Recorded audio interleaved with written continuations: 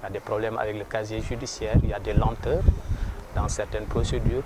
Par rapport à l'accès même au droit, les codes ne sont pas traduits et pourtant la justice est rendue au nom du peuple. Et le peuple a besoin de comprendre le cadre institutionnel qui l'organise. Voilà, je propose, comme on a 8 langues reconnues, des langues nationales reconnues, je préconise qu'on ne traduise pas tous les codes, parce que les codes sont nombreux, mais les codes les plus usuels, qu'on les traduise dans les langues nationales pour faciliter la compréhension aux populations. C'est-à-dire les codes qu'on utilise le plus souvent, tels que le code pénal, le code de procédure pénale, le code de la famille, le code de la route, l'acte uniforme sur les procédures simplifiées de recouvrement et des voies d'exécution.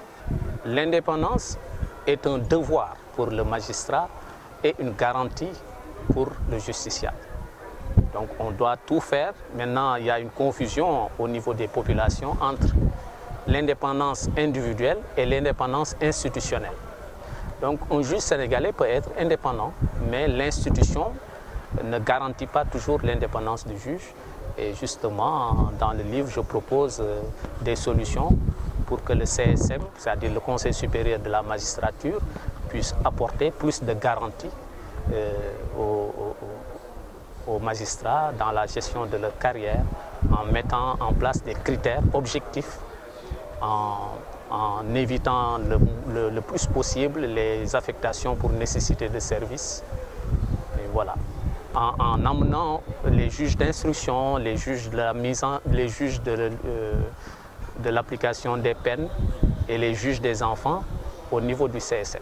Vous savez, la justice, elle produit des décisions de justice. Le citoyen, il s'attend à avoir une décision exécutoire dans ce délai raisonnable et l'exécution des peines pose problème. Et s'il n'y a pas de facilité pour l'exécution des peines, la décision n'a pas de sens. La justice aura travaillé pour rien. Donc pour pouvoir exécuter une décision au plan civil, il faut qu'elle soit exécutoire. Il faut recourir au service d'un huissier. Par exemple, en matière pénale, il faut établir les pièces d'exécution des peines. Et au niveau des services d'exécution, il y a une priorité. Je pense également qu'il y a une priorité pour moderniser l'état civil parce qu'il y a beaucoup de dossiers qui concernent l'annulation des pièces d'état civil, les rectifications des pièces d'état civil et ça pose énormément de problèmes aux citoyens. Mais ça dépasse la justice, c'est-à-dire qu'il faudra intervenir au niveau des mairies pour qu'on fasse plus attention quand on enregistre les actes d'état civil, qu'on protège davantage les registres. Mais à ce niveau, malheureusement, quand les citoyens font des grèves ou des manifestations, ils détruisent les registres qui constituent les archives sur lesquelles on se fonde pour leur donner des pièces d'état civil.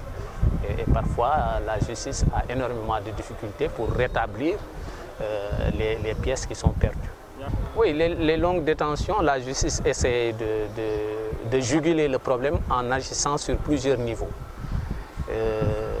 En mettant en place ce qu'on appelle le juge de l'application des peines, en mettant en place des peines alternatives à l'incarcération et en professionnalisant les assises. Maintenant, on a des chambres criminelles qui statuent de manière plus régulière et ça devrait accélérer le traitement des dossiers. Mais il y a certains dossiers qui demandent du temps dans l'instruction, c'est le cas des crimes ou des dossiers assez sensibles où forcément le juge d'instruction doit prendre le temps pour faire ses enquêtes.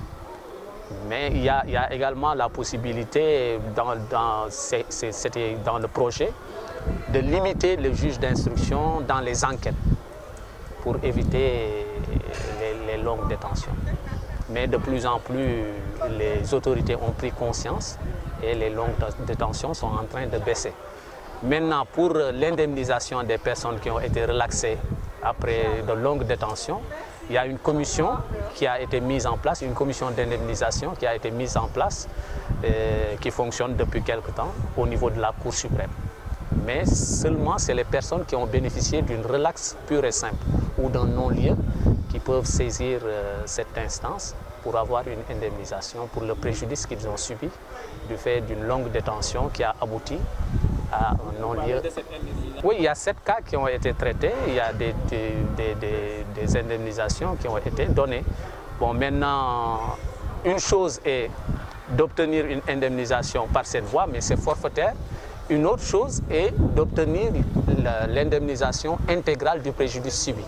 C'est-à-dire rien n'empêche à ce qu'une personne qui a saisi cette commission et qu'il ait reçu un montant, s'il estime que c'est suffisant, il peut toujours revenir en juridiction pour faire une procédure d'indemnisation pour mauvais fonctionnement du service public de la justice. Oui, parce que c'est du fait de la justice qu'il a subi un tort dont il demande à être indemnisé, et ce n'est que justice parce qu'il a perdu énormément d'années alors qu'il est innocent. Bon, je n'ai pas étudié tous les dossiers, mais à ma connaissance, ça tourne entre 2-3 millions. Parce que c'est forfaitaire, ce n'est pas pour une indemnisation intégrale, mais c'est juste pour montrer aux citoyens qu'il y a eu un préjudice qui vous a été causé par la justice et que vous aviez eu droit à une indemnisation.